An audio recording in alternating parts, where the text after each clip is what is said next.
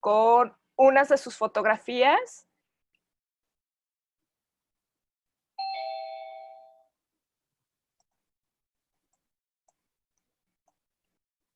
Me están timbrando, entonces tengo que salir un poquito a abrir. Ahí está. Ahora sí.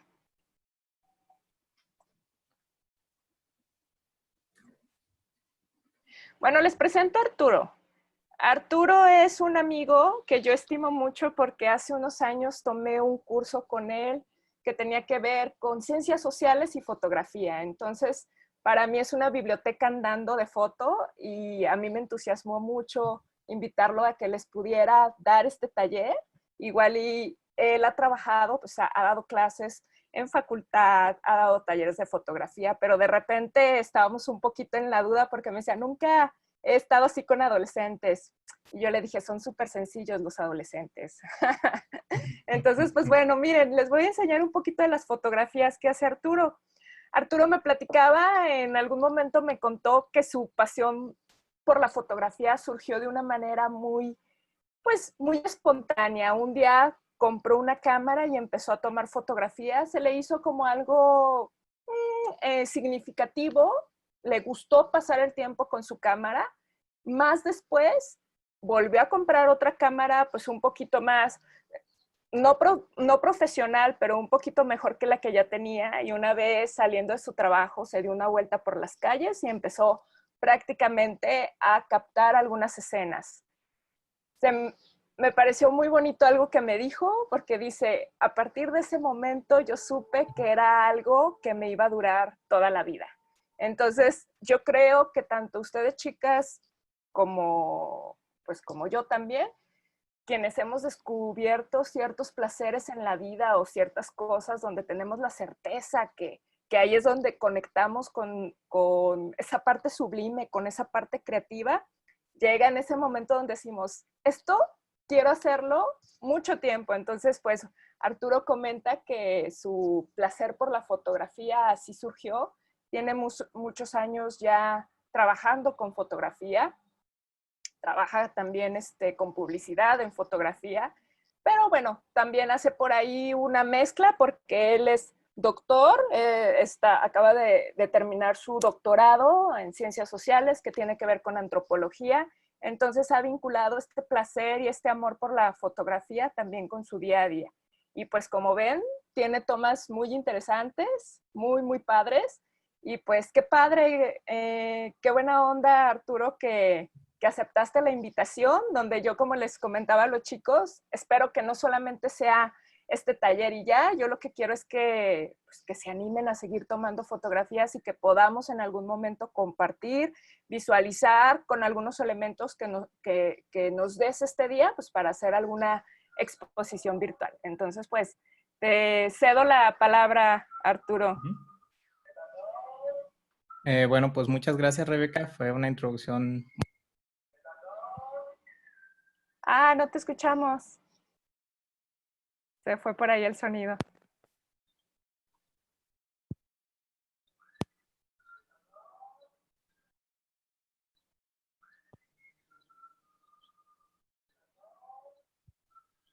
¿Me escuchan ahora sí? Sí, ahí estás. Ah, ok. Perfecto. Bueno, pues te comentaba que primero que nada, pues agradecerte a ti la invitación. Muchas gracias por esa presentación donde pues, rescataste algunas de mis fotografías.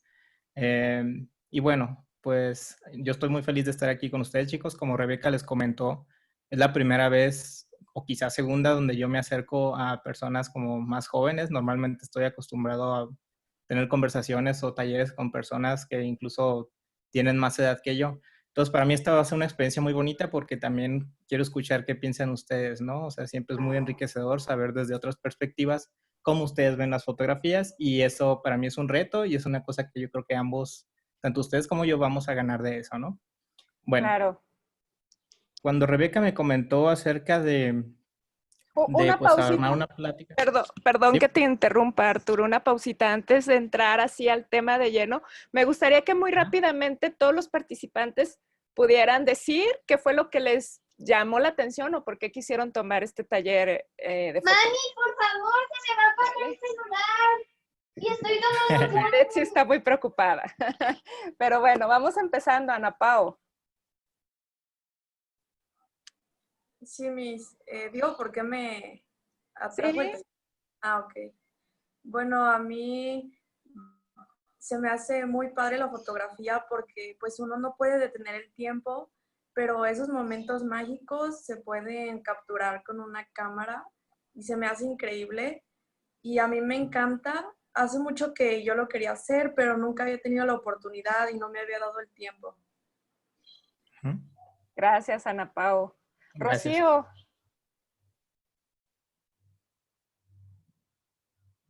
Pues, o sea, también me atrae mucho eso de poder guardar esos momentos y recordarlos de cierta manera. Ok, coincidimos en guardar esos momentos. Dani. Pues, no sé, desde antes yo ya había querido meterme a fotografía, pero por una cosa u otra no podía y luego me metía a más cosas, entonces ya no alcanzaba, pero siempre había querido meterme. Pues qué bueno que ahora está el tiempo y es el tiempo justo, ¿no? En este momento. Gracias, Dani. Marifer. Pues es que siento que la fotografía como que te regresa a los lugares en los que tienes bonitas experiencias y por eso. Ay, bueno, me dices cuando salga yo, ¿eh? Sí, es cierto. Gracias, Marifer. Yesenia. Quería probar algo nuevo, ya me había interesado la fotografía antes. Entonces, pues como que fue el momento. Por probar. Muy bien, gracias, Yesenia. Elisa.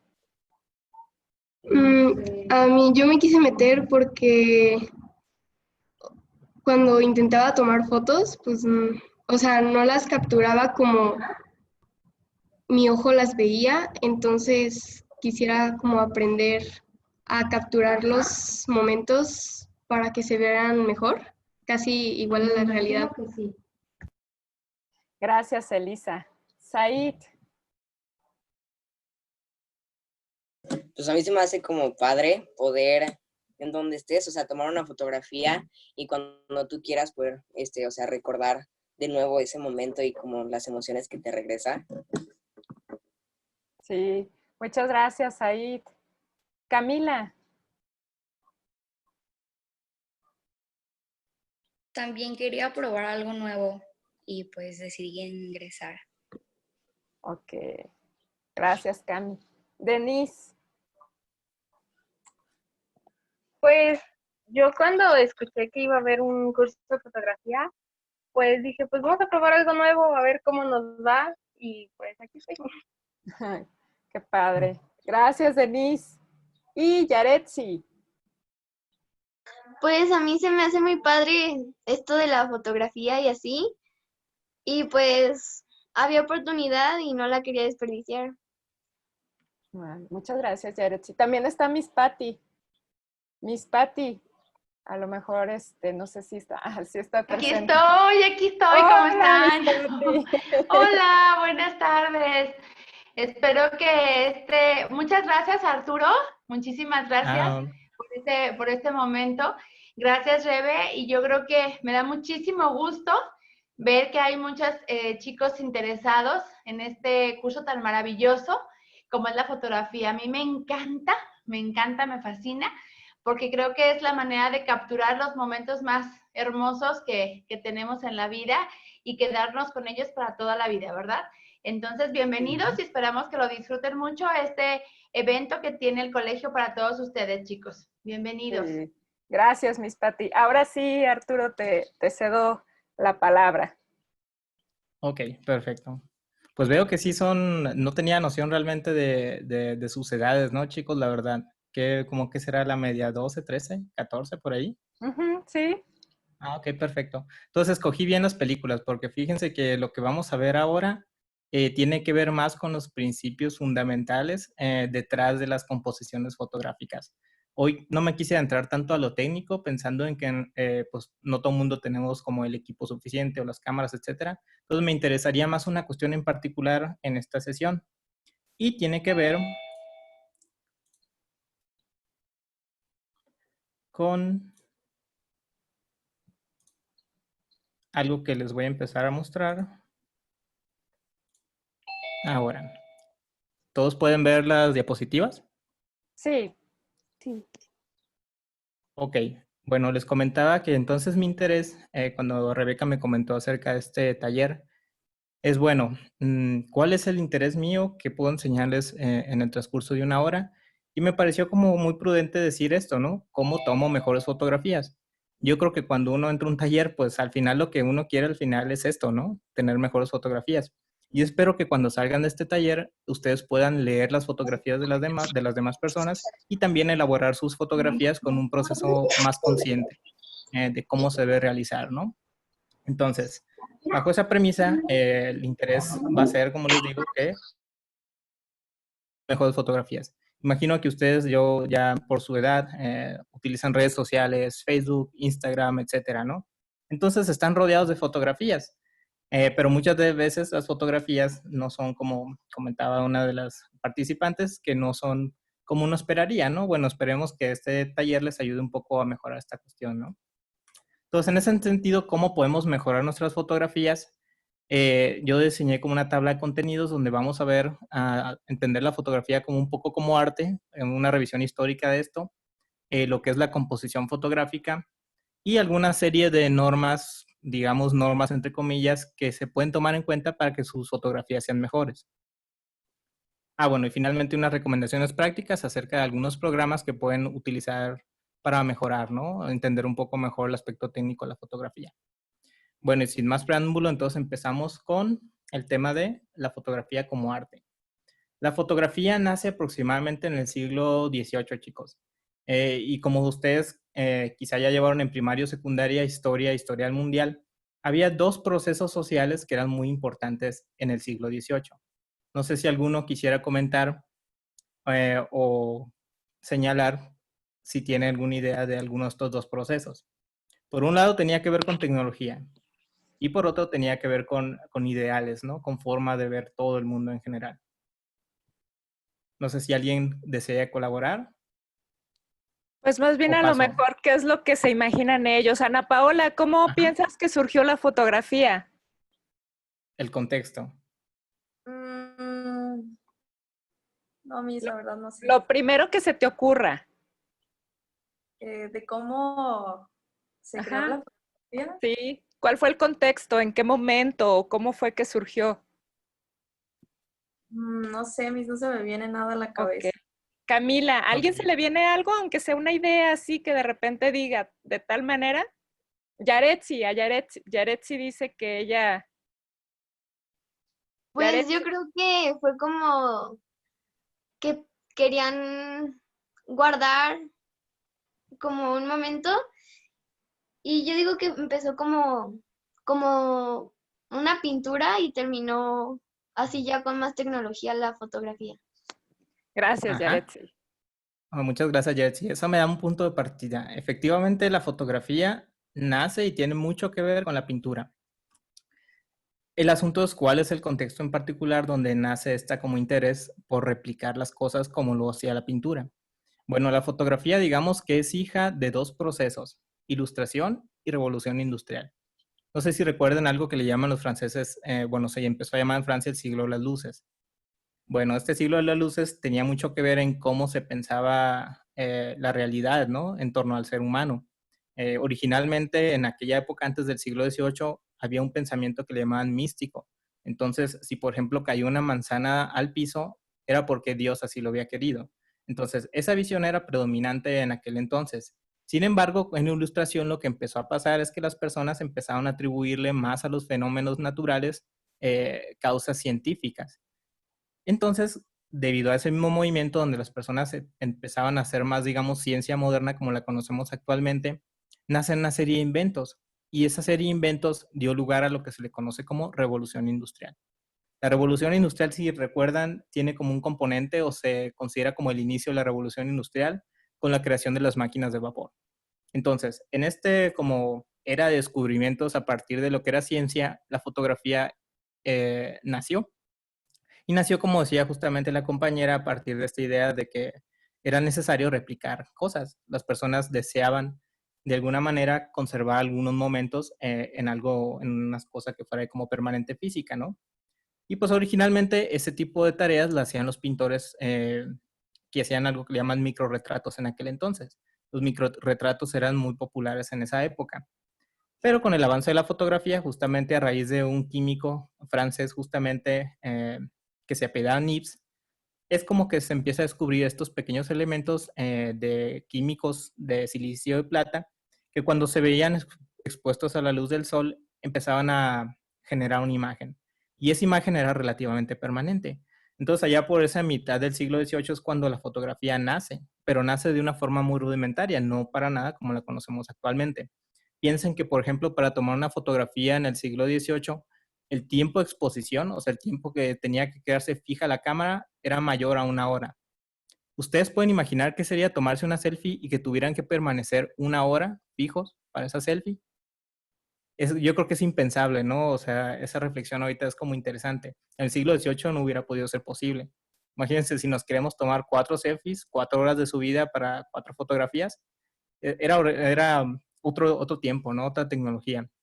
Y conforme fue mejorando esa tecnología, pues empezó a volver también más accesible, más personas empezaron a tener, etcétera, ¿no? Pero bueno, básicamente la fotografía nace en este contexto. Y es muy interesante este contexto por una razón en particular. Tanto ilustración como revolución industrial tenían que ver con cambios científicos. Y la fotografía es como la hija, digamos, de la ciencia, ¿no? Y como era hija de la ciencia, obviamente su primer campo de acción fue justamente este campo científico. Entonces, obviamente, la fotografía no era considerada como un arte. Esto es interesante, ¿por qué?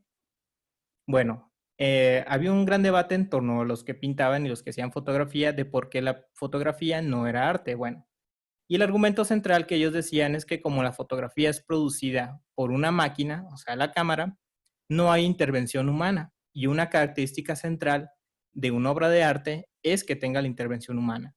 Entonces, la lectura que ellos daban es que la fotografía provenía únicamente del actuar de la cámara, de hacerle clic. Y pues esto es una visión que perduró básicamente por un siglo entero. Y miren, aquí tengo estos ejemplos muy interesantes que ilustran mejor esta cuestión. A mano izquierda van a ver a Diana Alejandra Flores Aguilar, es una pintora que es también mi amiga, es muy buena pintora y es su retrato, ¿no? Y a mano derecha van a ver una pintura que ella misma realizó. Ahora, ¿cuál es la diferencia entre una y otra en términos abstractos? Bueno, cuando vemos la fotografía de Diana, sabemos que en algún punto de la historia, en algún punto del espacio, esa fotografía fue tomada. Es decir, Diana existió posando con el pincel, Diana existió detrás de su cuadro, Diana existió con esa paleta acá. Entonces, no hay menor duda de que efectivamente ese momento pasó. Pero yo les pregunto, ¿podemos hacer la misma aseveración con su cuadro? ¿Podemos decir que efectivamente ese cuadro realmente ocurrió en la vida real, como lo ocurrió en la fotografía? Pues la verdad es que no podemos hacer esa aseveración. Y ese es como el argumento base por cual no se considera la fotografía como arte, porque de alguna manera consideraban que la fotografía era simplemente una réplica y no tenía ese factor imaginativo, porque mientras que la fotografía está anclada a la realidad, la pintura depende totalmente de la creatividad del artista. Entonces pudo no haber ocurrido. Entonces, esa diferencia en qué tanto se involucraba la persona o el artista en este caso para la creación de algo era lo que determinaba en gran parte qué se consideraba arte y qué no. Y bueno, el asunto es que esta cuestión no permaneció así y cerca de 1900 muchos de los fotógrafos empezaron a tratar sus fotografías de tal manera que tuvieran como mayor intervención humana. Y con esta mayor intervención humana surge esta visión de que la fotografía era arte. Ahora, ese fue el primer escalón. El segundo gran escalón para llevar la fotografía al estatus de arte fue que, bueno, hubo una decisión en Estados Unidos por 1930 donde empezaron a decir, ¿saben qué? ¿Por qué estamos tratando de legitimar a la fotografía a partir de la pintura cuando en realidad la fotografía, por sus mismas características, es que es una huella de la realidad o como ustedes comentaron al inicio de la exposición, es como un recuerdo de algo que pasó? ¿Por qué tenemos que basarnos en lo que hace la pintura especial? Si esa misma característica de que retrata la realidad es por sí sola una característica de arte. Y bueno, entonces a partir de 1900 empezamos a caminar poco a poco con esta idea de que la fotografía también es arte. Ahora, actualmente la fotografía es indiscutible que la consideramos arte, ¿eh? Y ahorita si encuentran a alguien que dice que la fotografía no es arte, es que pues se saltó 100 años de estudios acerca de la fotografía. Y bueno, no solo la fotografía es como un arte, sino que muy probablemente sea el tipo de arte mayormente practicado en el mundo. ¿Y por qué les digo esto? Piensen en Instagram. Yo creo que ahorita la mayoría tenemos Instagram o sabemos que existe Instagram y tenemos una idea de qué se trata, ¿no? Bueno, básicamente se trata de subir como fotografías, ya sea de una fotografía artística, sea una selfie, sea una fotografía de lo que comimos, etcétera, ¿no? Mil cosas. Los temas son inagotables en un tipo de fotografía. Entonces, les decía que la fotografía era como la más usada y para más o menos contextualizar, para darles un dato muy interesante acerca de qué tanto la fotografía es un arte relevante y qué tanto se usa, piénsenlo de esta manera. En 2017 en Instagram se subían 60 millones de fotografías diarias.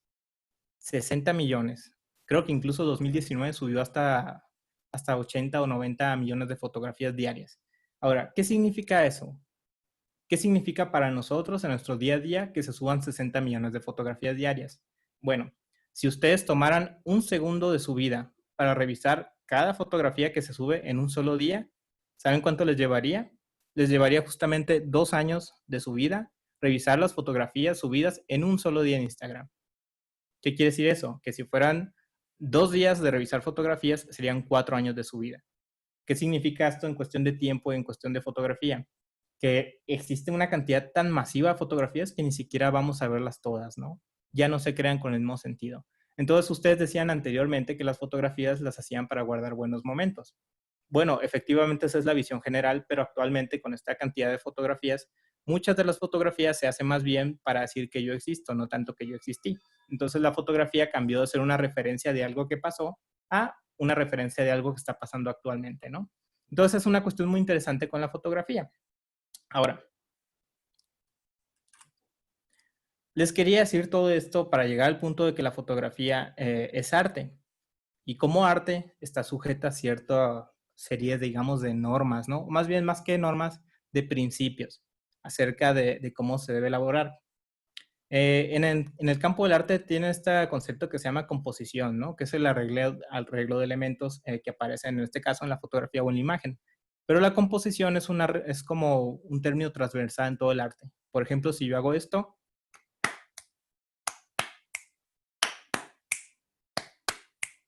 van a decir ustedes, bueno, pues eso es un ritmo, es un sonido, ¿no? De hecho, es el inicio de una canción de Queen, que es muy popular, que se llama We Will Rock You. Bueno, ese inicio, si ustedes pueden escucharla bien, tiene 2 como componentes, ¿no? El aplauso y tronar de los dedos.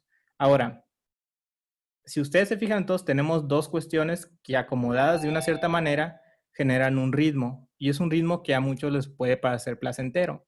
Bueno, básicamente lo que es ese audio es como ese arreglo que llaman en música, es lo que vendría a ser como la composición en la fotografía. Es decir, cómo nosotros vamos a tomar estos elementos que estamos viendo y cómo van a aparecer en la fotografía finalmente para crear algo que sea como agradable visualmente o ya en términos de arte, estéticamente viable, ¿no? Estéticamente bonito, digamos así, que sea estético, ¿no? Que tenga una estética como agradable. Y bueno, ¿qué es la composición? Como les comentaba, es el arreglo de elementos que aparecen en la fotografía y a mí me gustaría mucho que cuando ustedes salieran de este taller tuvieran como una conciencia de ese proceso, ¿no? Porque a veces todo el mundo tomamos fotografías, pero no sabemos qué hace una fotografía buena o mala.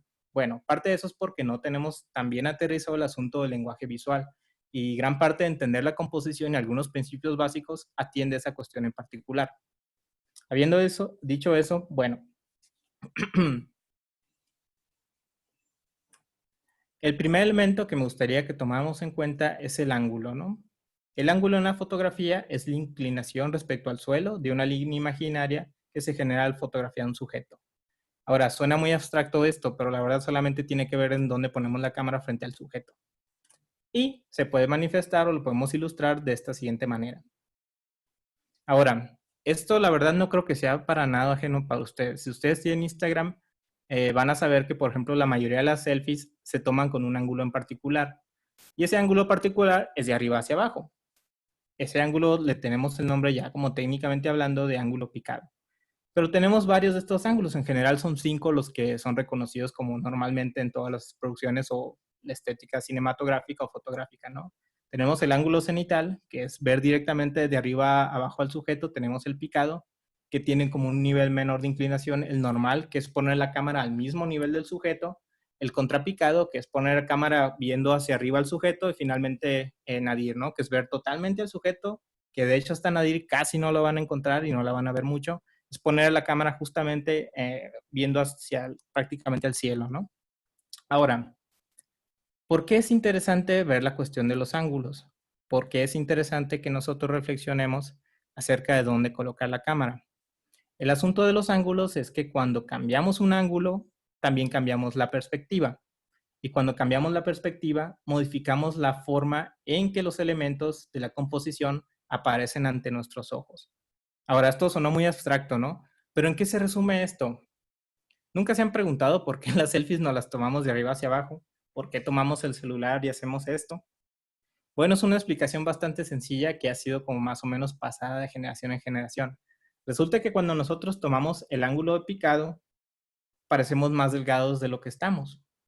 Entonces es una visión muy atractiva. En esta cuarentena que yo subí de peso, obviamente voy a usar el ángulo picado porque me voy a ver más delgado. En cambio, si tomara la foto de arriba a abajo, de repente se me vería una papada grande. Entonces, fíjense cómo exactamente la misma persona puede aparecer de forma distinta si cambiamos el ángulo. Ahora, ¿tiene una explicación científica? Por supuesto que la tiene, ¿no? Entre más cambiemos el ángulo hacia arriba de la cámara, la percepción visual de nosotros va a hacer que el sujeto que estamos fotografiando se vea más pequeño. Por eso cuando yo me la tomo arriba abajo me veo más pequeño, más delgado. Y esa es como la ciencia detrás, pero me gustaría además de esto que se comprendiera que hay un significado más allá, más profundo de simplemente parecer más pequeño frente a la cámara, sino que existe una connotación psicológica detrás de estos como ángulos, ¿no? Y bueno, voy a ilustrarlo un poco con algunas imágenes de Avengers. Tomé algunas capturas de pantalla en estos días para mostrarles justamente los efectos de esto de cambiar el ángulo y por qué es tan importante. Y también me gustaría hacerlo por medio de un ejemplo. Hace como 2 o 3 semanas yo estuve trabajando con un artista de música regional. Yo no soy, la verdad, fan de la música regional o banda en general, pero bueno, pues me contrataron como fotógrafo y el manager me decía, oye Arturo, pero quiero que se vea bien acá. Pues yo no entendía lo que él me quería decir con acá, ¿no? Ya con el tiempo, cuando revelé las fotografías, etcétera, y le mostré el trabajo, finalmente entendí que él quería. Y ahorita justamente al final de estos ejemplos voy a mostrarles qué él quería y por qué es importante el ángulo. Entonces pasamos al primero. Este es el primer ángulo, que es el cenital, le llaman, que es básicamente la cámara apuntando de arriba hacia abajo. Si se dan cuenta, esta es una escena de una película, no recuerdo si es la de Avengers o es una previa, pero bueno, tenemos a estos dos sujetos que es como Thor y el Capitán América viendo hacia arriba, estaba llegando una nave al espacio. Entonces, si se dan cuenta, el efecto visual es que ellos se ven como pequeños, se ven diminutos. Y justamente ese tipo de encuadre se usa para darle un sentido así, porque como ellos están viendo, llegan a una navezota, se sienten como pequeños, impotentes. Entonces, el interés es como mostrarlos a ellos como estas personas que son como pequeñas frente a lo que se viene, que es esta como gran ataque de los alienígenas, ¿no? Entonces, si se dan cuenta, no solamente es mostrar a ellos más pequeños, sino dar todo el sentido, darle el sentido a quien ve esta la película, que efectivamente ellos están como en una situación inferior frente a estos como alienígenas atacando. Y podemos ver en esta película ya de Avengers, de las últimas, cómo Thanos está viendo a esta chica, ¿no? Que era como su hija, digamos. Y este plano ya es como de picado. Ahora, siguiendo esta misma intención, lo que podemos observar acá es que efectivamente ella se ve más pequeña en proporción a Thanos. El plano picado normalmente se utiliza para esta visión de que la persona que está como interactuando con nosotros está en un nivel inferior. Y esto es muy interesante porque así como también les digo que usar el ángulo picado reduce la apariencia de que tenemos papada, también da visión al sujeto que está viendo la fotografía de que estamos en un plano inferior o de que significa que somos inferiores, ¿no? Entonces se tiene que tener mucho cuidado con eso de los ángulos, ¿no? Sobre todo por lo que se quiere mostrar al final. El siguiente ángulo es el que está justamente al nivel de la persona, el ángulo normal. En la sala de espera. ¿Vale? Creo que es Bresky, bueno. porque está hablando la señora que, que lo tienen en la sala de espera. Bresky. Ok, bueno, son micrófonos de alguien más. Bueno, en Ah, este ok, plano sí, normal, gracias. donde los sujetos están a la misma altura, lo que les digo, cuando uno usa el plan normal, del ángulo normal, lo que quiere decir es que los sujetos están al mismo nivel de nosotros. Y fíjense cómo esto se proyecta en diferentes cuestiones. Cuando ustedes toman fotografías de animalitos, es posible que la tomen desde su altura con el celular hacia el piso, ¿no? Esto genera la visión de que ese animalito es pequeño, pero si ustedes desean hacer una foto más interesante, usen el ángulo que está mostrado acá. Bájense al nivel del animal, el perrito, del gatito, y tomen la fotografía. Y eso va a ser una fotografía mucho más interesante porque estamos diciéndole a quien ve la fotografía que esa mascota está en el mismo nivel de nosotros. Entonces, hay un efecto como psicológico en cómo ubicamos la cámara de arriba hacia abajo. Y aquí, que es como los mejores ejemplos en cómo se ve esto, fíjense cómo Thanos está como ubicado en una, digamos, en una toma de contrapicado. La cámara estaba apuntando del suelo hacia arriba. Entonces, la impresión visual que esto da es que Thanos es bastante más grande de lo que parece. Entonces, si ustedes quieren hacer que una persona parezca más poderosa, más imponente, más grande de lo que realmente es, entonces utilizan este contrapicado. Y es una herramienta muy común. Si ustedes ven todas las películas de superhéroes, este tipo de encuadre y este tipo de ángulo es muy, muy común, porque ayuda justamente a construir la visión desde el punto de vista del espectador de que Thanos es poderoso. Y esa es una parte clave, ¿no? De comprender exactamente cuáles son la trascendencia de estos ángulos.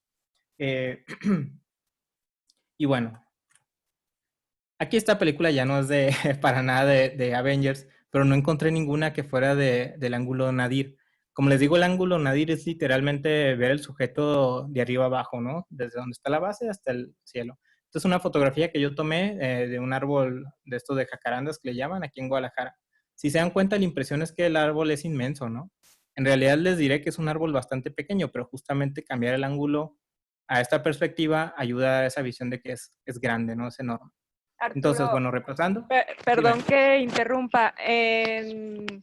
En Spider-Man es donde sale mucho ese ángulo, que de repente de abajo hacia arriba y se ve el Spider-Man en el edificio, ¿no? ¿Nadir?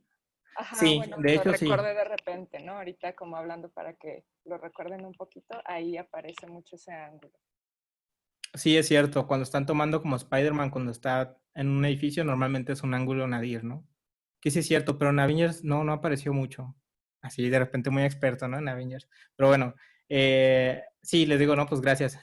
Sí, vean Spider-Man si quieren ver ese nadir, pero normalmente en la mayoría de las películas es un ángulo muy raro, ¿no? Casi es un ángulo que se usa para cuestiones de acción o que tienen un significado muy particular que dar.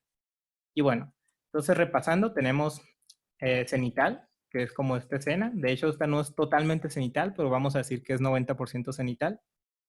Tenemos esta que es de picado.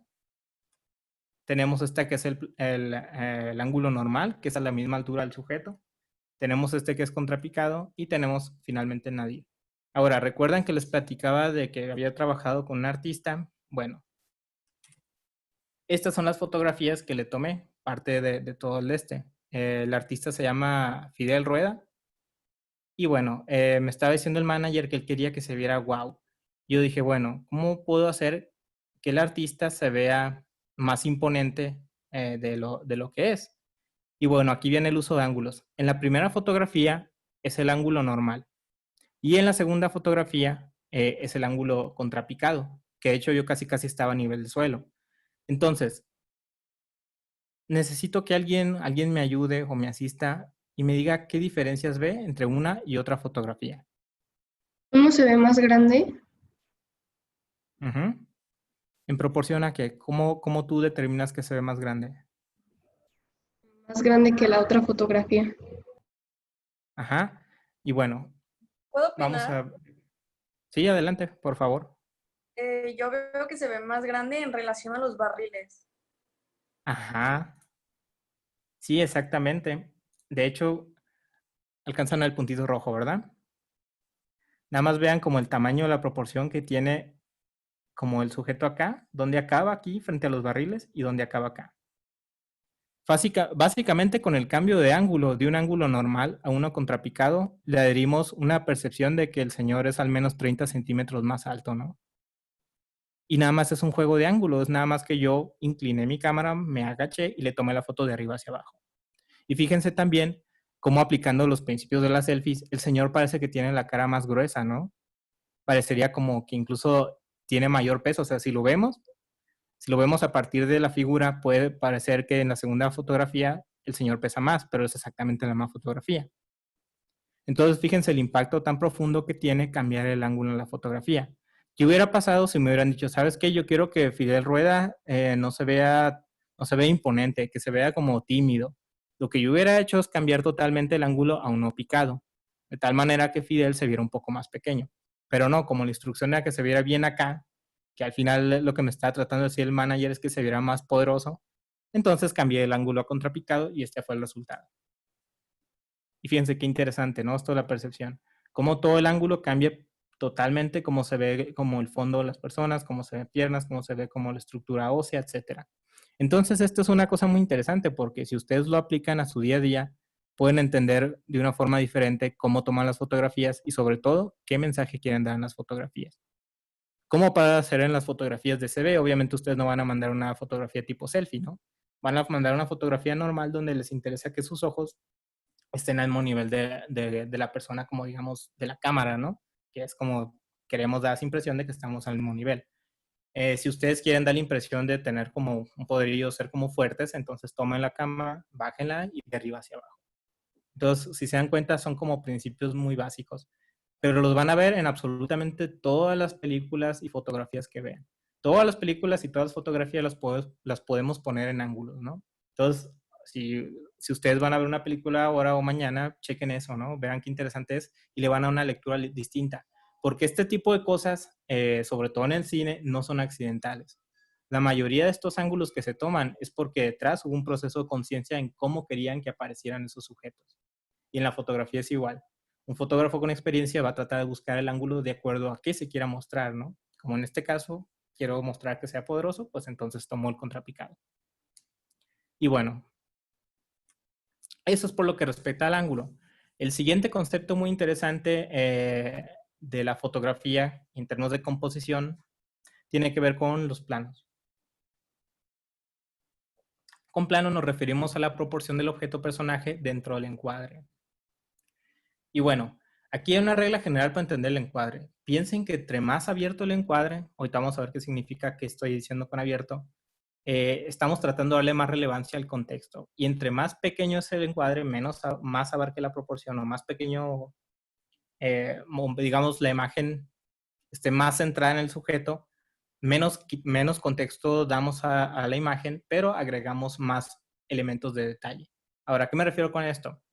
Tenemos básicamente 7 planos, en realidad son bastantes más, pero estos son los básicos. Si ustedes trabajan en fotografía o en algo de video, en una producción cinematográfica, la mayoría de las personas que trabajan entienden de estos planos. Tenemos el plano general, tenemos el plano americano, el medio, medio corto, primer plano, primerísimo plano y detalle. Ahora, ¿cómo entenderlos así? Bueno, el plano general es cuando el cuerpo completo del sujeto que estamos retratando sale en imagen. Plano americano sería básicamente estas rodillas, plano medio sería hasta la cintura. Ahorita vamos a ver ejemplos, no se preocupen. Plano medio corto hasta el pecho, primer plano hasta los hombros, primerísimo plano solo en el rostro y plano de detalle, un elemento aislado. Ahora, vamos a ver los ejemplos. Este es un plano general. ¿Quién me ayuda y me describe la fotografía? ¿Alguien, algún voluntario? Está ¿Qué están viendo tomado aquí?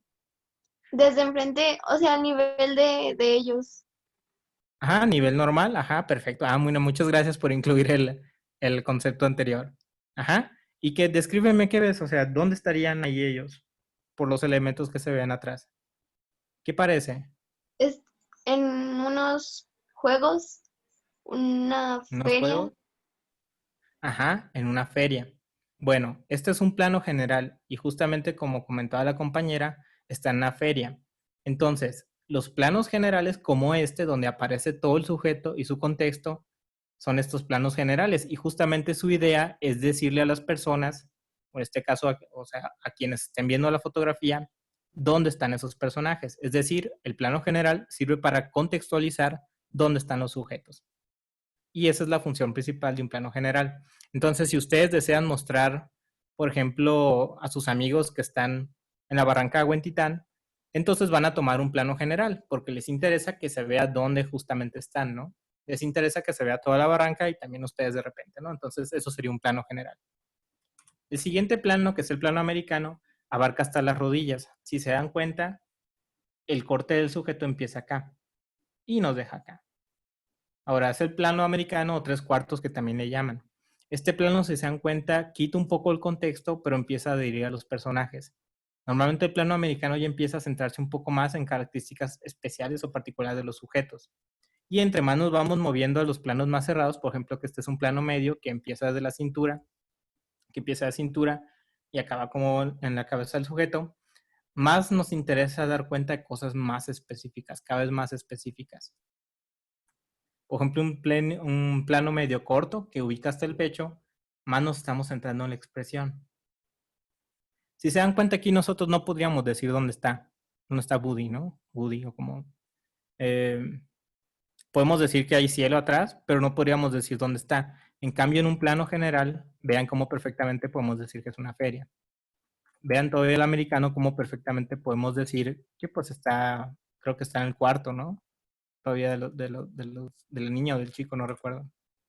Y bueno, entonces la lógica de los planos es esa, ¿no? Entre más nos vamos moviendo a los planos, más queremos dar cuenta de algo específico. En este caso, por ejemplo, como estábamos hablando de personas, de las emociones.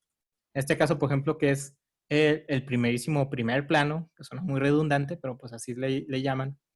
Esta es como la imagen que veríamos, ¿no? Ahora, ¿para qué creen que alguien que toma una fotografía le interesa mostrar únicamente el rostro? ¿Qué uso ustedes le darían? Para mostrar expresión.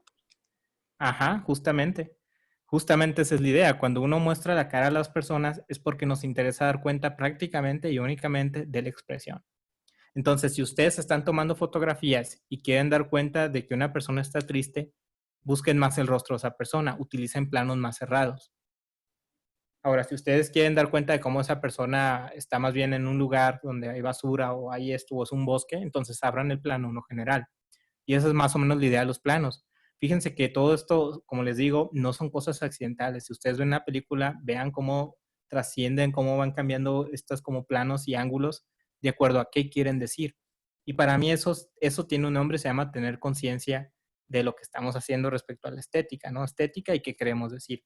Y para mí es bien importante esto porque eso me gustaría que ustedes se llevaran. Que cada vez que ustedes toman una foto, entiendan que hay un principio y hay una consecuencia de hacer las cosas de cierta manera. Si ustedes utilizan un plano, un primerísimo plano, obviamente es porque ustedes están tratando de darme a mí entender, quien va a ver su fotografía, que querían mostrar los sentimientos de esa persona. Entonces, es una cosa que lo vemos nosotros, ya lo traemos como interiorizado, todo el mundo entendemos cuando vemos una película que alguien está triste, pero rara vez no tenemos conciencia de cómo se llegó a ese punto de que nosotros sintiéramos a partir de esa imagen. Y en realidad, generar un sentimiento en las personas tiene todo que ver con esto de los planos y los ángulos, ¿no? Cómo mostramos a los sujetos. Y eso para mí es como valioso, ¿no? Eso es como un nuevo entendimiento de cómo pensamos las fotografías.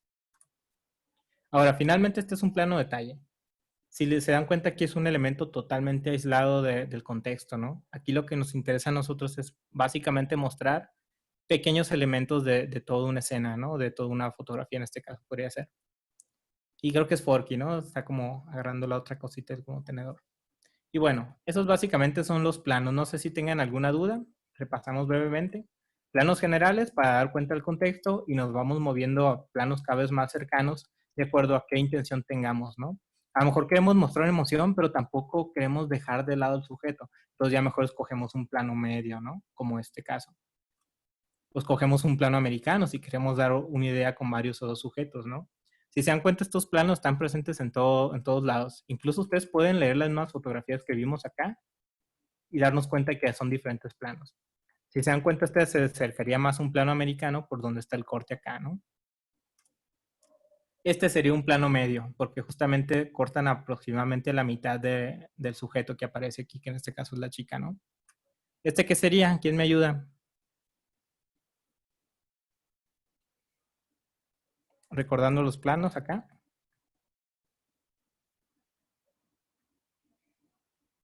A ver, plano general, cuerpo completo. Plano americano, hasta las rodillas. Plano medio, hasta la cintura. Plano medio corto, hasta el pecho. Primer plano, hasta los hombros. Primerísimo plano, únicamente el rostro. Y detalle, pues es un elemento aislado, ¿no? Entonces, si volvemos a esta fotografía, ¿qué plano sería? Si es hasta los hombros. Ajá. Sí, efectivamente sería como primer plano. Y así podríamos irnos a estas como plano americano porque hace el corto justamente en las rodillas, etcétera, ¿no? Entonces, si se dan cuenta, ustedes ahorita abren Instagram y pueden de alguna manera decir cuál es el ángulo y cuál es el plano. Y el hecho de conocer esos conceptos... ¿Algo? Perdón, ¿puedo hacer un paréntesis?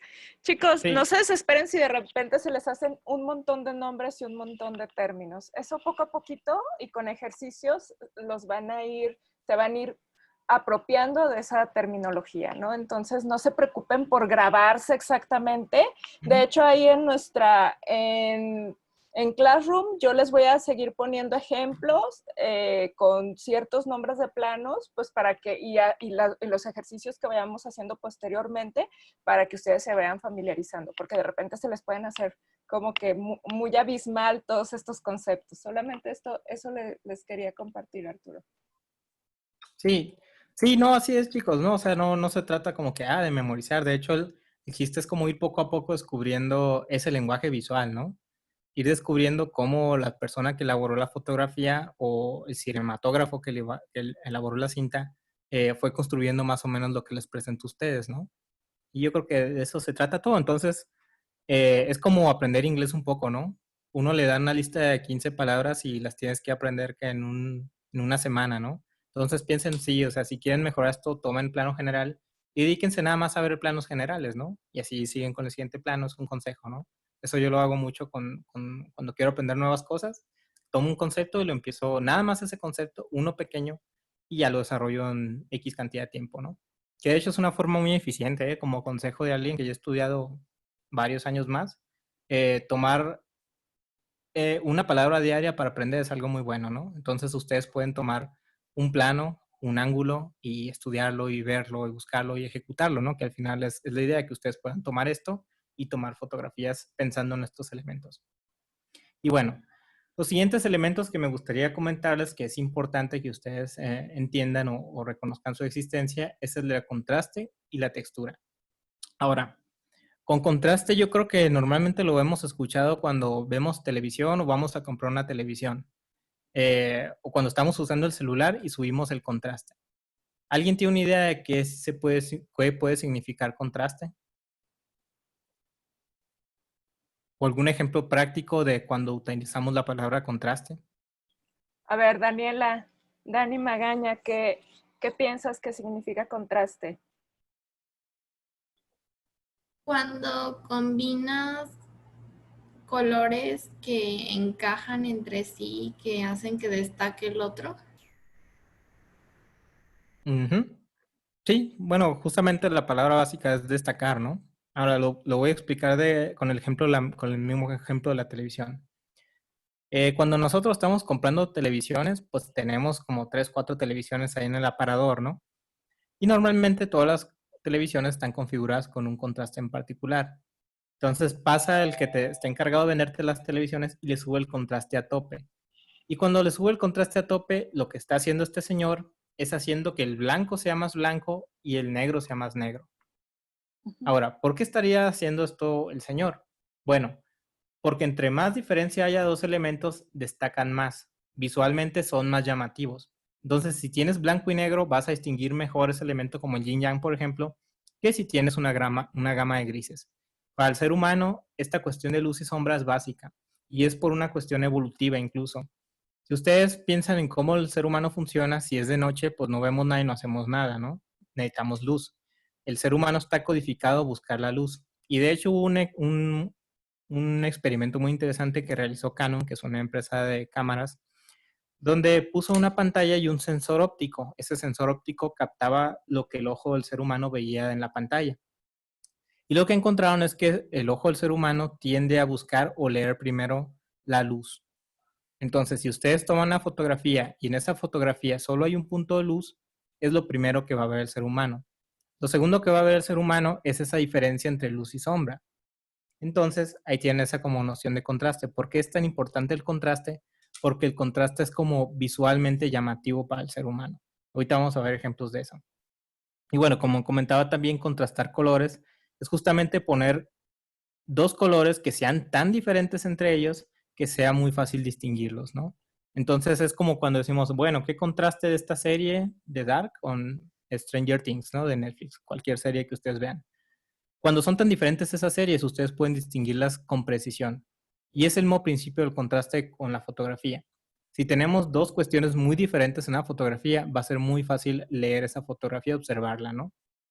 Y con la textura, bueno, pues es el aspecto de la superficie que estamos fotografiando. Ahorita va a quedar más claro con ejemplos. Por ejemplo, les voy a dar un pequeño tip para leer cualquier fotografía. Esto es un tip muy práctico. Si ustedes pestañean rápido, muy rápido la pantalla, van a ver que algunas partes en la fotografía van a ser más notorias para ustedes. De hecho, hagan el ejercicio. Vean esta fotografía que les acabo de poner y pestañeen muy rápido. Muy rápido. Háganlo por unos 10 segundos. Y díganme, en ese pestañeo rápido, sin como tratar de concentrarse en la imagen, ¿qué es lo que más les llama la atención? Lo que está en blanco. Exactamente. Y ese es el principio de la fotografía del contraste. De hecho, fíjense que eso de pestañear es un tip que daba un fotógrafo de National Geographic. Un día estaba viendo un taller de eso y el señor explicó de una forma tan sencilla cómo podíamos nosotros saber si nuestra fotografía o los elementos que queríamos mostrarle a quien veía la fotografía eran los correctos.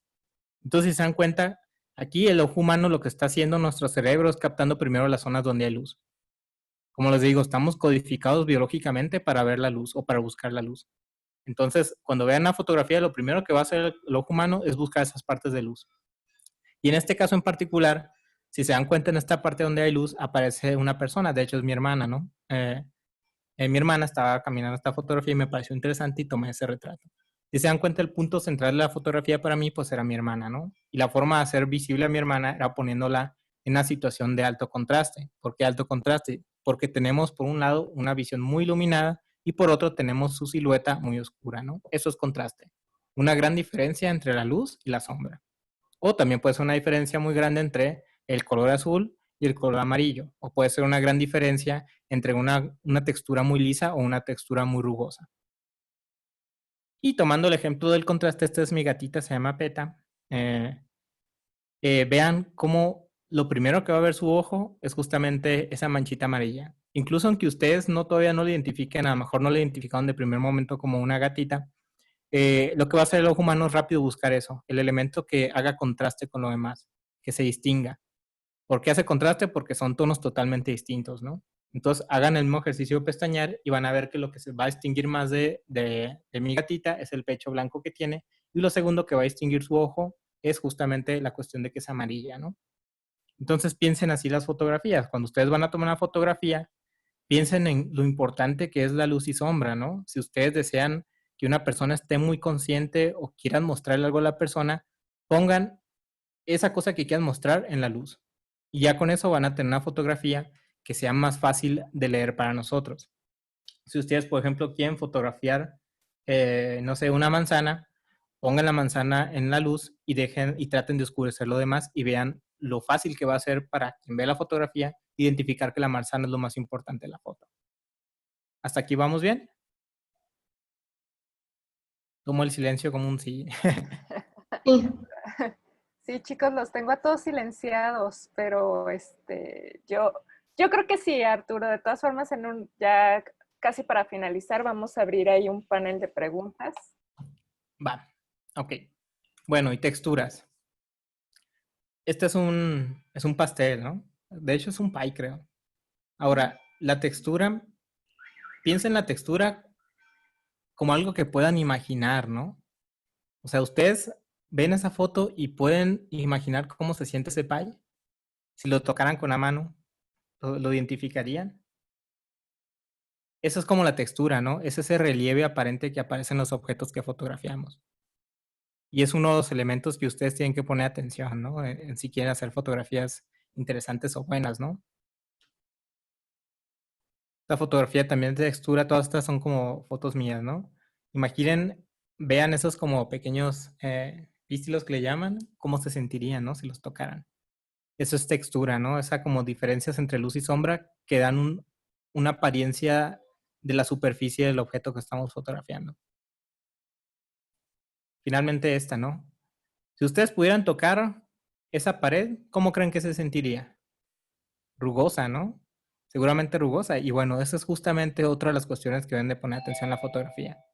Cómo las texturas se muestran en la fotografía y cómo eso da una sensación, una apariencia, ¿no? Perceptible.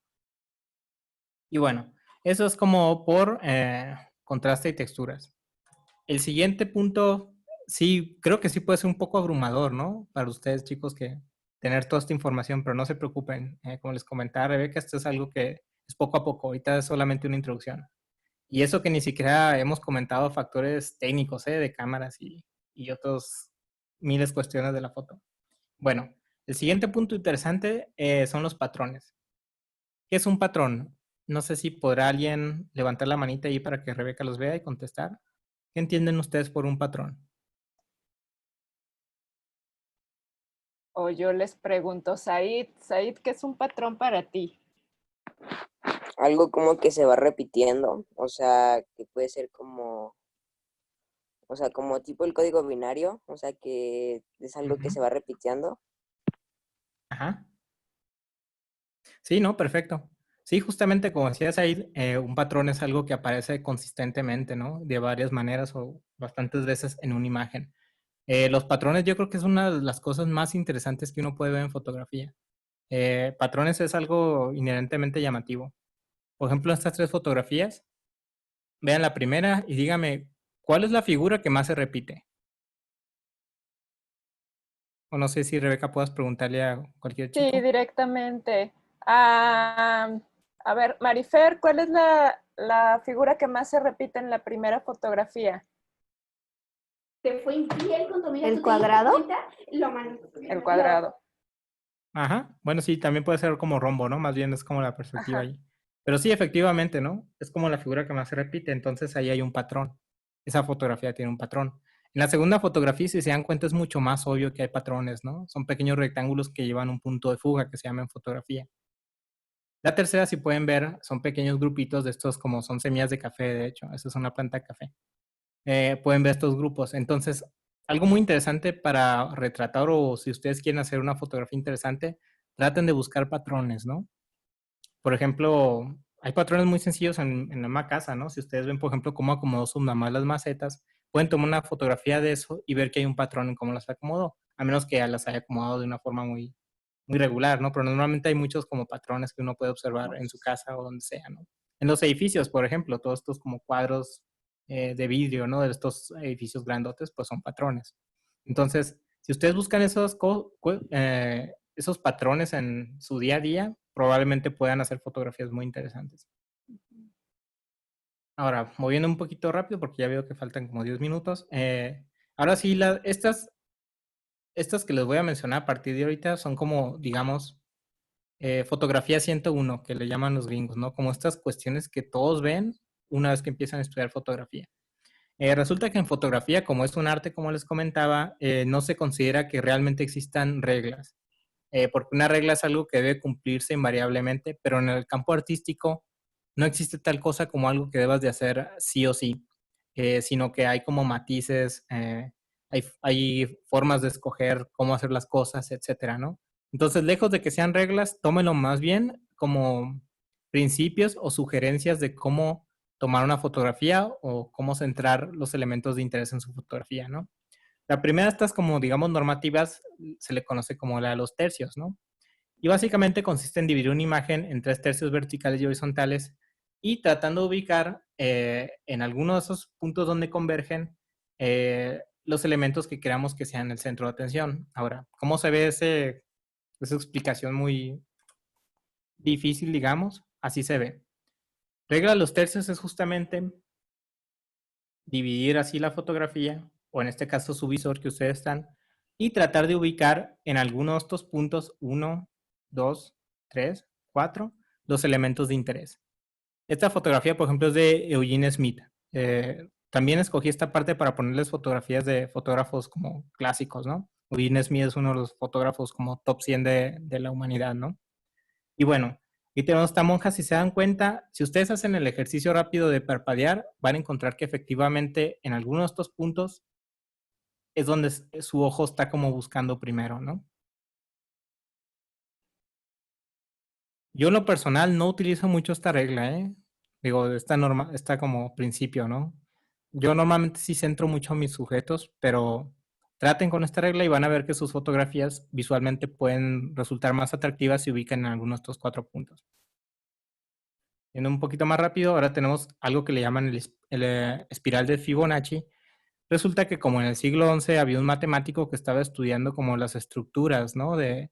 Las estructuras de cómo visualmente se representaban las cosas, y encontró que en la naturaleza había un principio matemático que parecía aparecer, que aparecía bastante en diferentes lugares. Este símbolo, ¿dónde lo han visto? Muy probablemente lo han visto en caracoles, pero no solo se encuentra en caracoles, se encuentra en muchas cuestiones de la naturaleza humana. Y a eso se le conoce como esta espiral de Fibonacci, ¿no? Es un principio matemático, pero que resulta que aparece en muchas cuestiones. Es decir, la naturaleza uno a veces la ve como esto, como desorden, pero en realidad hay como cosas consistentes. Y las matemáticas se han dado cuenta de estas consistencias y esta es una de ellas, ¿no? Esta espiral de Fibonacci se repite bastante en la naturaleza. Y bueno, a los fotógrafos se les ocurrió que como era una cosa que aparecía mucho en la naturaleza, era natural para el ser humano que el ojo diera como esta perspectiva o la leyera de esta manera. Y así es como desarrollaron más o menos la espiral de Fibonacci. Si ustedes aplican ese mismo caracol a esta imagen, van a ver que el punto de interés se centra en el sujeto de la bicicleta. Y si recuerdan la espiral, pues tiene que ver con eso también. Miren, espiral acá, este es el punto de interés. Y si hacen el mismo ejercicio acá, van a ver que el punto de interés va a terminar acá. Hagan de cuenta que aquí termina la colita de caracol, así. Si se dan cuenta visualmente, todas estas escaleras lo que hacen es dibujar más o menos los círculos que terminan finalmente aquí en el señor de la bicicleta, ¿no? Y esa es justamente otra manera de componer una fotografía. Si quieren que su fotografía sea interesante, traten de que las líneas lo lleven de alguna forma a alguno de estos puntos. Aquí, acá sería si invirtiéramos como la espiral acá, etcétera, ¿no? Algunos de estos puntos que forman con espiral. Otra fotografía que podemos entenderla con ese principio es esta de Sebastián Salgado. Sebastián Salgado es de mis fotógrafos favoritos y es de los, digamos, fotógrafos más exitosos que todavía están vivos. Si ustedes hacen el ejercicio mismo también, van a encontrar que van a tener una espiral que va a terminar aquí. Y bueno, esa es básicamente la espiral de Fibonacci, ¿no? Que en realidad se parece bastante a los 2 tercios. Pero bueno, son herramientas que les ayudan a ustedes a cómo pensar sus fotografías. Si van a tomar algo, traten de que su fotografía, de alguna manera, tenga este principio, ¿no? Este o alguno de los que estamos viendo. Ahora, la regla de los impares. Esta es una regla muy interesante. Básicamente los fotógrafos señalan que si uno quiere hacer las fotografías interesantes, es mejor ubicar los objetos de interés en grupos de 3. ¿A qué se refiere este principio? Bueno, si ustedes van a retratar una manzana, retraten o una manzana o 3, pero no 2. Porque visualmente es más atractivo para el ser humano cuando tenemos los impares, visualmente hablando. Y parece una regla muy rara, ¿no? De hecho, yo busqué la historia de esa regla y en realidad no hay una historia clara. Simplemente es como algo que se ha ido desarrollando a cómo el ser humano percibe las cosas, ¿no? Por ejemplo, aquí tenemos esta fotografía. Esta fotografía ganó un premio. Son los pequeños niños en Corea del Sur tocando guitarra, ¿no? Como esos mitos de que los niños asiáticos les exigen mucho, ¿no? Pues vean estos pequeños ya tocando guitarra y grandes guitarras, no pequeñas, ¿no? Bueno, pues es regla de los impares. 1, 2, 3. Y también tenemos esta fotografía que ejemplifica eso de Henri Cartier-Bresson, que es el fotógrafo más importante de la historia humana, digamos. Y aquí tenemos justamente este principio también. Fíjense cómo ubica 3 grupos. 1, 2 y 3. Y además, para sumarle complejidad, lo que hizo fue como agrupar de 3 en 3, ¿no? 3 sujetos aquí, 3 sujetos acá. Pero bueno, es básicamente el principio. Si ustedes van a tomar fotografías de varios objetos, traten de que esté en un número impar. Si van a tomar 6, mejor pongan uno más y tomen 7. y acomódenlos visualmente, ¿no? Esa es la idea detrás de ese principio. Ahora va el pilón, le llaman espacio negativo, que tiene que ver con proporciones, ¿no? Espacio negativo se refiere a todo aquello que está en la fotografía y que no es el sujeto de interés. Por ejemplo, aquí el espacio negativo va a ser todo acá los cerros, va a ser estas como montañitas, etcétera. Y lo que nos interesa a nosotros que vean las personas es la bailarina, ¿no? Entonces, todo esto es espacio negativo y este es el punto de interés. Normalmente dicen que entre más fácil aislemos el espacio negativo o tengamos una proporción correcta al espacio negativo, nuestras fotografías van a ser más interesantes. Y aquí tenemos una fotografía también de Sebastián Salgado donde se aprecia eso, ¿no? Si ustedes se dan cuenta aquí, vamos a tener un gran espacio negativo y el punto de interés que destaca perfectamente por el contraste acá. Entonces, esta es una fotografía muy fácil de leer y es una fotografía muy atractiva visualmente hablando. Por eso que les digo, es un buen manejo del espacio negativo. Ahora, hay algunas reglas muy interesantes sobre el espacio negativo, ¿no? Por ejemplo, dicen que lo ideal en la fotografía es que el espacio negativo no pase del 75% en toda la imagen. O sea, si por ejemplo esta persona acá fuera mucho más pequeña, estuviera en la esquinita aquí, el espacio negativo sería tan grande que haría que la fotografía no fuera tan interesante como lo es aquí. Pero bueno, eso es, como lo digo, ya es más bien una cuestión de apreciación y depende mucho de ustedes. Como les digo, al final estas no son normas, o sea, no son reglas en el sentido que tengan que seguirlas, sino son guías para que ustedes puedan pensar las fotografías de una forma distinta. Y bueno, nada más les quise poner un poco de otros ejemplos de fotografías que a mí me parecen muy buenas, que tienen que ver con línea, contraste, textura y los patrones, ¿no? Esta fotografía es en África, es de Sebastián Salgado también. Y vean qué interesante está el patrón, ¿no? Tenemos un elefantito, varios elefantes. No solo eso, también es patrón, es textura. Vean cómo destacan totalmente los elefantes de la fotografía, porque son los únicos que tienen esta textura rígida, ¿no? Lo demás se ve suave, excepto los elefantes.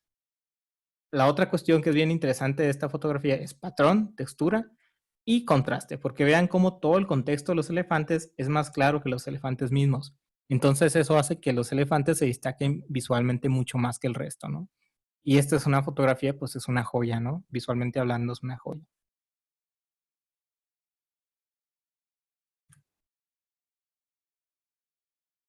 Y, a ver, no puedo... Ahí está. Esta fotografía también es de Sebastián Salgado, de hecho es, digamos, mi fotógrafo favorito. Y lo que están viendo aquí, chicos, es una fotografía que si ustedes le dan una lectura desde lo que ya vimos, está muy interesante. Esos pequeños puntitos que ven acá ustedes son personas. Y esto que está aquí es una mina. ¿Han visto que las minas, cuando uno se acerca a ellas, ven que son enormes montañas de tierra? Bueno, pues esas montañas de tierra enormes, lo que están haciendo es una cueva hacia abajo. Ustedes pasan ese pico de tierra y lo que van a tener es un enorme vacío. Y estas personas justamente están trabajando en construir ese enorme vacío, ¿no? Eran minas de oro en Brasil por allá por los 60, 70, ¿no? Esta fotografía. Y vean qué interesante está. Este es un plano, digamos, es un plano general. Es un plano picado, casi, bueno, no, sí es un plano picado. Y vean, ¿no? O sea, lo interesante acá también de principios compositivos es como la textura, ¿no? Vean la textura, uno casi puede sentir la tierra, ¿no? Eso es como muy interesante en esta fotografía. Y además que está mostrando un contenido muy interesante, que es cómo trabajan en la mina, ¿no? En esas minas de oro en condiciones no muy buenas, que digamos. Y bueno, vamos cerrando con esta fotografía también de Sebastián Salgado. Vean aquí esta fotografía. ¿Recuerdan el principio del contraste? Esta fotografía es el mejor ejemplo de ello. Si ustedes cierran y parpadean rápido con los ojos, ¿qué van a ver? Van a ver totalmente el río. Esta línea que está acá y que divide totalmente la fotografía. ¿Por qué están viendo esa línea y por qué no están viendo, por ejemplo, esta montaña que está aquí? ¿O por qué no están viendo esta nubecita que está acá? ¿O por qué no están viendo este pico que está aquí? Bueno, la razón es simple, ¿no? Porque esta fotografía es como perfectamente ejecutada de acuerdo al contraste. El contraste aquí hace que nuestros ojos vean literalmente este río aquí. ¿Por qué? Porque es la zona más iluminada en medio de la oscuridad. Y como se da cuenta, esta fotografía es genial. También es genial por cómo está compuesta, por el contraste, por la textura, etcétera, ¿no? Y bueno, de hecho les recomiendo mucho, chicos, si quieren como ver fotografías geniales, busquen Sebastián Salgado y es como sus fotografías de naturaleza son preciosas. A diferencia de la mayoría de los fotógrafos de naturaleza, Sebastián Salgado trabaja en blanco y negro. Entonces, fotografías en blanco y negro muy probablemente sean como unas joyas en términos de composición a partir de contraste. Y bueno, para ir cerrando, con recomendaciones básicas para ustedes que como van comenzando con la fotografía, no es necesario que tengan una cámara profesional para que empiecen ya a aplicar estos principios. Si se dieron cuenta, yo nunca hablé de cámaras. Hablé de los principios de fondo que hacen que una fotografía pueda ser más interesante o de un mensaje específico. Pero en el entendido que, pues bueno, ustedes están interesados en seguir creciendo sus habilidades como fotógrafos, sí es importante ir conociendo un poco más el aspecto técnico de las cámaras, ¿no? Y para eso yo les recomiendo 2 programas, bueno, 3 programas. Si ustedes tienen celular y tienen Android, les recomiendo Cámara FB5 Lite. Lo que va a hacer ese programita es va a darle control a ustedes sobre sus cámaras, ¿no? Y entonces ya van a poder utilizar aspectos técnicos de la fotografía, ¿no? Por ejemplo, en la fotografía algo que se llama el triángulo de la exposición, que es qué tan iluminada tenemos una escena, que depende de 3 parámetros. ISO, apertura y velocidad de disparo. Bueno, normalmente las cámaras de celular no traen eso, pero con estos programas ustedes pueden activar esas funciones para que vayan practicando para cuando eventualmente tengan una cámara que sea más profesional. Y de hecho es un buen escalón, Yo no tuve estas herramientas. Saben que yo aprendí a usar como cámaras profesionales sin tener cámara profesional. Como, digamos, un año antes de que yo comprara mi primera cámara, me puse a investigar cómo funcionaban las cámaras. Entonces, cuando ya tuve mi cámara, ya era para mí como intuitivo saber qué mover, ¿no? Entonces, no es necesario, pero digo, ahora la tecnología hasta brinda estas como plataformas nuevas, ¿no? Para ustedes. Está en Android cámara FB5, cámara Open, que también es como buena. Y si tienen celular con iOS de la plataforma, el mismo programa de la cámara ese tiene todas las funciones que normalmente Android no trae. Entonces, con esas 2 cuestiones como ya los dejo, ¿no? Ojalá y, bueno, pues les digo muchas gracias por su atención, chicos. Yo sé que en este momento parece como un poco abrumador tener todos esos principios claros, pero conforme vayan haciendo ejercicios van a entender como esta noción y por qué es interesante y por qué es importante tener claros estos principios, ¿no? Más que nada traten de adquirir conciencia de cómo ustedes están haciendo sus fotos. De que si están tomando una fotografía digan, es que la luz se está pegando así. Entonces, como hay luz y sombra, esta fotografía va a ser más interesante. Ese tipo de razonamiento es el que a mí me gustaría que ustedes se llevaran al final de todos los talleres que entiendo que van a tomar, ¿no? Y bueno, pues chicos, muchas gracias por su atención. Espero les haya parecido interesante. Muchas gracias, Arturo. Y pues ya nada más para cerrar, chicos, me gustaría que 3 personitas me dijeran con qué se van, con qué se quedan, qué fue lo que más les llamó la atención del taller, sobre todo saber hubo varios que comentaban que pues querían probar algo nuevo, saber si esto les despertó esa curiosidad por seguir probando.